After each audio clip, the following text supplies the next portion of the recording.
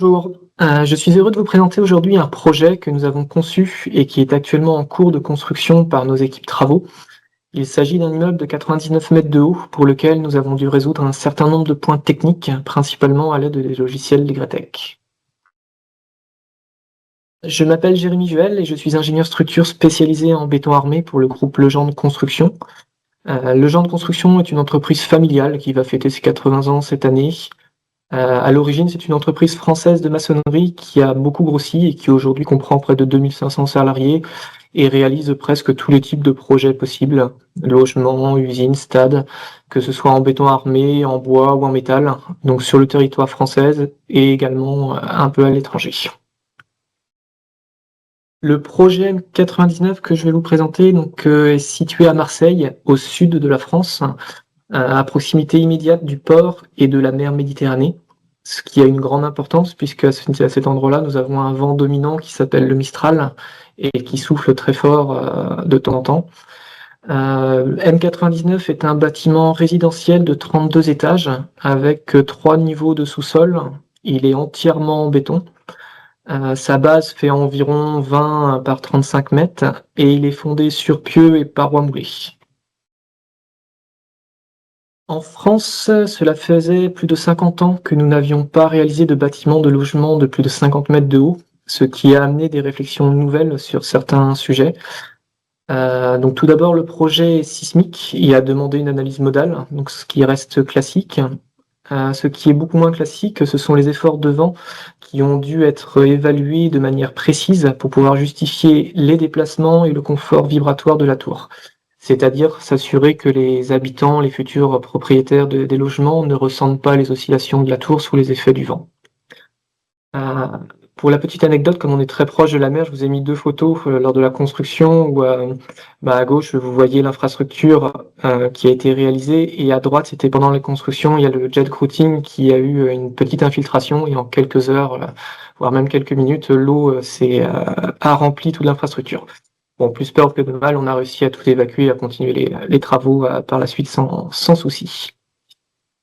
Pour pouvoir donc quantifier les efforts de vent qui sont assez importants, une maquette réduite de la tour et de son environnement a été réalisée au 200e.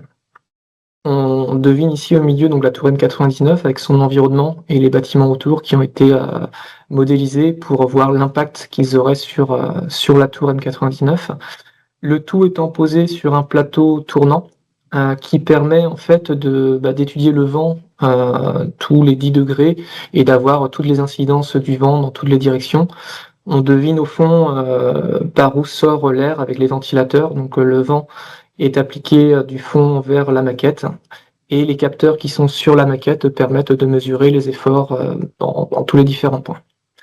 En regardant de plus près, on devine donc tous les points noirs et points bleus qui correspondent aux capteurs qui ont été disposés de manière à peu près uniforme sur la totalité de la maquette. Il y avait un peu plus de 400 capteurs, donc reliés en bas vers l'ordinateur de contrôle. Et en plus des capteurs, en dessous, nous avons une balance. Donc tout le projet, la maquette est posée sur la balance qui permet de mesurer les mouvements lorsque le vent est appliqué sur la tour. Ça permet à la fois, on va dire, d'un point de vue contrainte, de connaître le torseur en pied de la structure et en plus pour chaque capteur on avait un équivalent de poussée de pression de vent qui équivalait à une force ponctuelle. Pour pouvoir modéliser et étudier du coup le bâtiment, on a réalisé donc un modèle Advanced Design. On a suivi un peu notre procédure habituelle, c'est-à-dire d'abord un modèle arche-ossature qu'on a ensuite exporté sur Advanced Design. Et grâce aux éléments transmis par le bureau d'études de Soufflerie, on a pu donc on a réussi à lisser les milliers d'efforts ponctuels des capteurs et à les transformer en charges réparties sur la façade. Pour information, cette étude en soufflerie a permis de réduire à peu près par 2 les efforts de vent par rapport à la réglementation française, si on avait suivi strictement ce qui était dans les normes, mais qui de toute façon reste difficilement applicable pour des bâtiments de cette hauteur. Alors en réalité, 4 modèles ont été réalisés pour tenir compte des interactions sol-structure avec les pieux et la paroi moulée.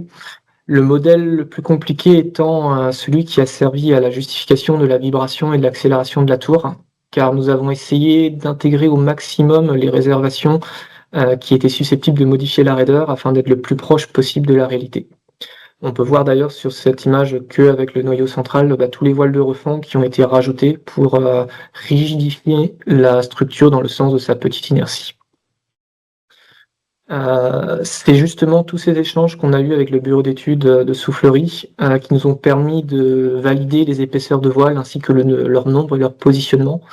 Moi, de mon côté, je réalisais le modèle avec les vraies raideurs de la tour M99 et je transmettais des informations au bureau d'études de Soufflerie, par exemple les modes propres, les masses accélérées, les déplacements nodaux. Et lui, avec ces données, il arrivait à les injecter dans sa maquette et dans son modèle numérique pour en déduire les accélérations et les déplacements et ainsi valider le confort ou l'inconfort des futurs propriétaires. Pour conclure, je tiens à vous remercier. C'est grâce à vos logiciels, notamment Advanced Design, nous avons pu mener à bien ce projet à la fois en conception et actuellement en exécution. Parce que comme je vous disais tout à l'heure, il y a eu vraiment beaucoup d'échanges pour arriver à la solution optimale qui permet de ne pas mettre trop de structure pour pas alourdir trop le bâtiment et en mettre suffisamment pour que ça soit suffisamment raide. Donc voilà, sans un logiciel aimant fini performant, nous n'aurions pas pu intégrer les efforts de vent et donc bien dimensionner un tel bâtiment. Je vous laisse sur une dernière photo, les armatures d'un voile du niveau le plus bas, où l'on voit qu'il y a vraiment beaucoup d'armatures pour reprendre les efforts qui sont très importants et qui sont principalement dus au vent. Je vous remercie pour votre attention.